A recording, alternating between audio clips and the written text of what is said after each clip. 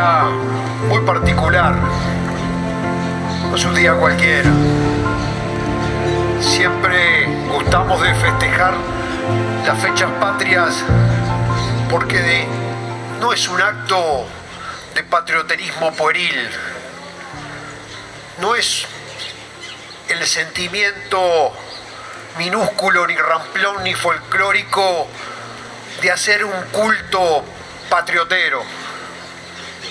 No, es el reconocimiento que hacemos a aquellos que forjaron nuestra patria. Una patria que no nace un día, que es un proceso. Y además, como proceso, las cosas nunca son definitivas y siempre deben ser conquistadas. El proceso comenzó en la década más gloriosa de la historia nacional y la más triste al mismo tiempo. Es la década que va de 1820 a 1830. Los 5 años más oscuros de nuestra historia. 1820 a 1825. Bajo el dominio lusitano, bajo el dominio brasilero, con muchos criollos arrodillados frente al poder. Y después los años gloriosos de 1825 a 1830, centralmente 1825 como el año más luminoso de la historia nacional. Después todo es un devenir donde quizá convención preliminar de paz mediante en octubre de 1828 y la jura de la Constitución en 1830, lo que logramos quizá no era lo que soñábamos, pero era la patria posible. Y más vale la patria que tenemos a no tener nada. La historia nunca es un proceso lineal. Tiene viricuetos, tiene meandros, recovecos. Ni siquiera los hombres que la gestaron tenemos que pensarlos en clave de perfección. Eran hombres y mujeres con virtudes y defectos, con claroscuros, que en algún momento equivocaron el camino y que en algún momento acertaron, y que solamente podemos juzgarlos viviendo su tiempo. Es muy fácil hacer historia 200 años después, motejando a unos de héroes, a otros de villanos. Por eso hay que ser cuidadoso cuando se analiza la historia. Corremos muchas veces el riesgo de verla desde el presente y no de vivirla desde el caldero hirviendo de los hechos cuando ocurren. Fíjense si habrá sido discutido todo este proceso, y discutido hasta en las cosas más nimias. Todos hablamos de los 33 orientales, y los 33 orientales no eran 33, y ni siquiera sabemos exactamente cuáles eran.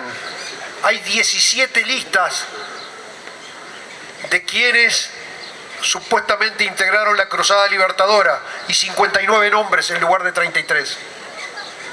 ¿Y qué es lo que pasa? ¿Por qué eso? Porque aquellos hechos sucedían en medio de un remolino, y porque aquellos hombres, cuando descendieron, no se contaron a sí mismos. Estaban para la acción, estaban para lograr un ideal soñado de libertad. Allí comienza todo un periplo que es importante destacarlo, porque si bien hay una ley de unión que nos uniría a las viejas provincias unidas del Río de la Plata, también es muy cierto una cosa: el sentimiento autonómico oriental que daría luego a un proceso que terminaría en la independencia global y en la constitución de una nación ya estaba presente desde el Éxodo. Desde el Éxodo estaba presente, pero ahí también estuvo presente. ¿Saben cuántos vecinos nos ayudaron en el proceso de independencia? Nadie, ni siquiera quienes proclamábamos la unión con ellos. Nadie se jugó la ropa por nosotros, salvo nosotros mismos, quizás siendo carne aquella vieja frase artiguista de que nada podemos esperar sino de nosotros mismos. El día que desembarcaron 33 eran todos orientales.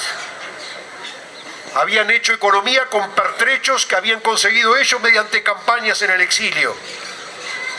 Desde 1823 la sociedad de los caballeros orientales había emigrado. Se había ido Oribe, se había ido Lavalleja, se había ido Trapani, se había ido Spickerman a juntar plata para comprar armas, para armar una revolución. Ese paso se dio entonces con orientales. El día que levantaron la mano de las Provincias Unidas para ayudarnos era cuando ya habíamos ganado en Sarandí. Ahí se acordaron de nosotros. Por eso digo y reivindico de que el 25 de agosto también es el inicio de la independencia oriental, porque la construimos esa independencia solos, en Rincón, en Sarandí, en Paso del Tigre, en la fortaleza de Santa Teresa. Y también pongamos un poco el blasón en el pecho de haber sido protagonistas de ese año de gloria.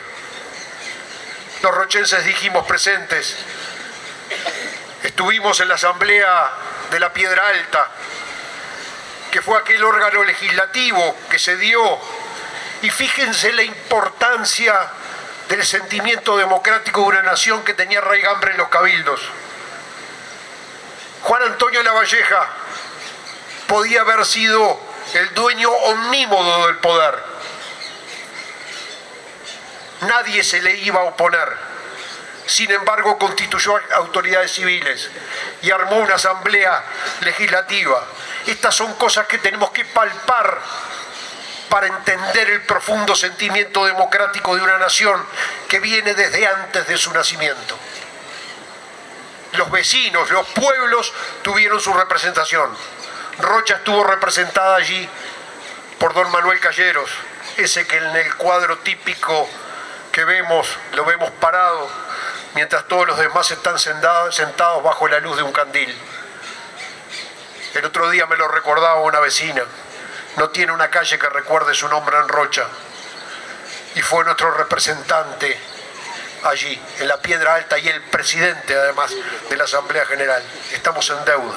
Tendremos que saldarla, señor director. Pero no solamente fue Rocha en el acto de la Florida. Estuvo quizá una persona muy poco conocida, que apenas la remitimos de vez en cuando el 31 de diciembre de 1825, que es Leonardo Olivera, el señor del Este, hombre de confianza de Lavalleja, tan de confianza que pasó 4 años junto a Lavalleja en la prisión de la isla Das Cobras, en la bahía de Río de Janeiro, en la bahía de Guanabara. 4 años que forjaron una amistad increíble, y que también era amigo de Rivera. Había tenido que beber el trago amargo en 1816 de la derrota de India Muerta, peleando junto a Rivera contra los portugueses. Y quizá poco lo sabemos, el día que se produce el abrazo de Monzón, Leonardo Olivera estaba allí.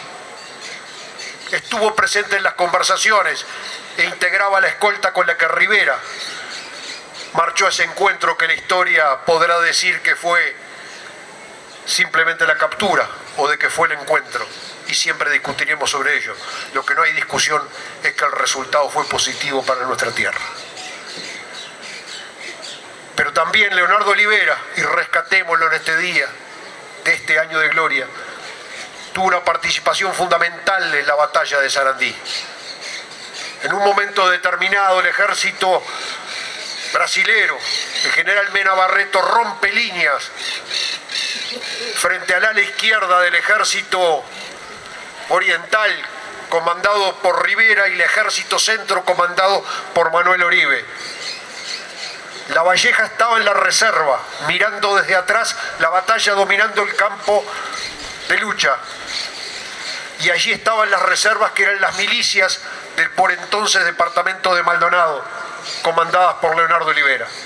Y allí se produce la famosa frase: carabina a la espalda y sable en mano, y ataca el ejército oriental comandado por Lavalleja y Leonardo Olivera para repeler ese ataque brasileño y consolidar arrolladoramente el triunfo en la batalla. Pero Leonardo Olivera no solo fue eso, peleó en la batalla quizá una de las más importantes, junto con Ayacucho, que significó el fin del dominio español en América, que es la batalla de Ituzaingó, batalla de Paso del Rosario en realidad, batalla de Ituzaingó, donde también junto a Lavalleja luchó y fue herido de gravedad. Sintámonos orgullosos de ese castillense, hijo de portugueses, que había venido con el virrey Ceballos luego de la conquista de Santa Catarina, Río Grande do Sul, que había venido trayendo gente que terminó fundando San Carlos. Su familia quedó en la zona de Castillos y allí nació. Es orgullo también para este día de nuestra tierra. Y es bueno que sepamos que tenemos, por lo tanto, una parte y una cuota de protagonismo en ese proceso. ¿Pero qué es patria? Suena una palabra muy deletérea, muy vacía, y más en el siglo XXI, en tiempos de mundos virtuales, de redes, de globalización, y donde algunos agarran el concepto patria para empuñar un arma y toman la palabra patria con contenido excluyente, con contenido xenofóbico. Eso no es el concepto de patria que se profesa en esta tierra. En este Uruguay profesamos el sentido de patria incluyente, donde naides es más que naides, donde todos tenemos que tener derechos de iguales oportunidades. Y así lo hemos ido forjando a lo largo de 200 años. 200 años que han tenido de todos: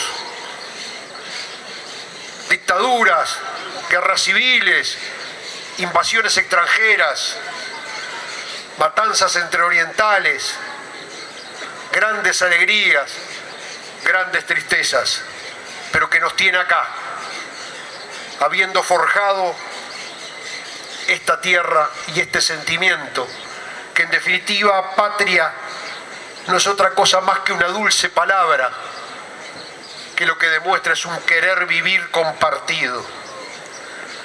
Y la patria no es pasado, la patria también es futuro. Y por eso, vecinos, ciudadanos, los invito a lo más lindo del concepto patria, que es seguirla construyendo juntos, orgullosamente de sentirnos parte sustancial de esta tierra, amarla, quererla, respetarla y por ello respetarnos todos nosotros. Muchas gracias.